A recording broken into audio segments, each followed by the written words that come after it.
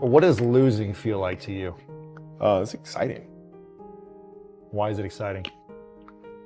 Because it means you have different ways to get better. There's certain things that you can figure out, that you can take advantage of, right? Certain weaknesses that were exposed that you need to shore up, right? So it was exciting. I mean, it sucks to lose, Right.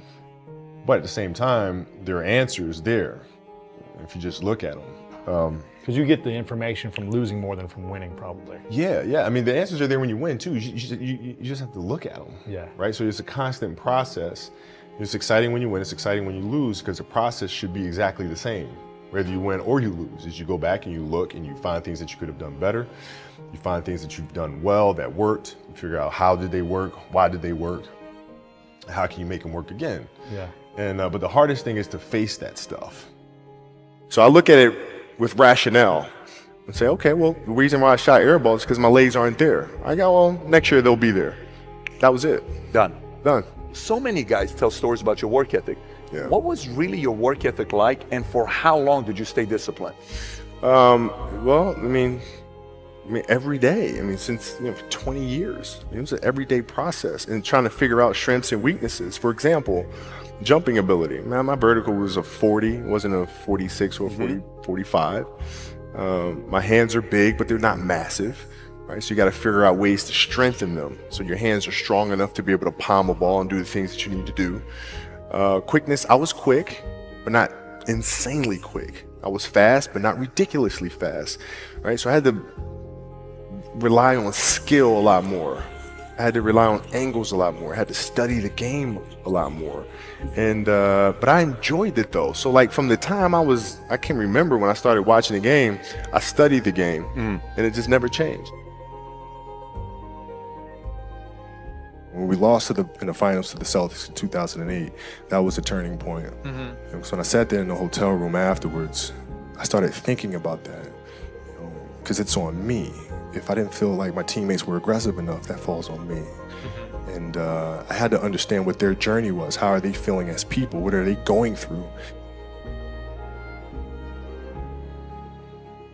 You'll have the pressure on yourself to play, to capitulate to that fear. If you play with the sense of I want to win, then you have the fear of what happens if you don't.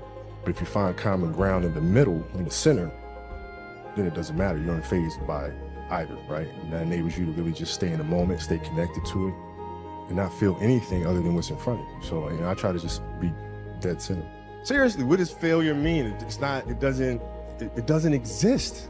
It's a figment of your imagination. Fail on Monday.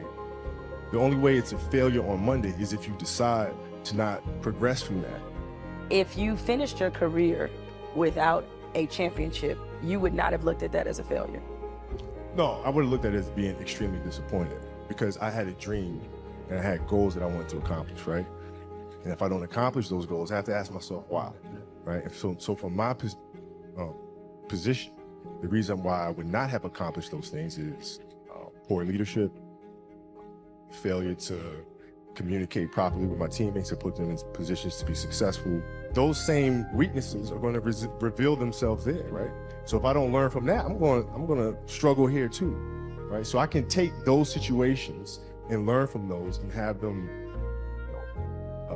make me a better person later in life. But if I don't take that stuff and apply that someplace else, then that's failing, which to me is the worst possible thing you could ever have, is to stop and to not learn.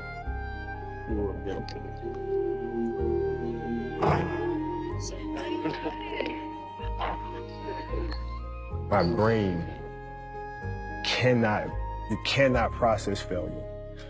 It will not process failure. Because if I sit there and have to face myself and tell myself, you're a failure, I think that's almost worse than death.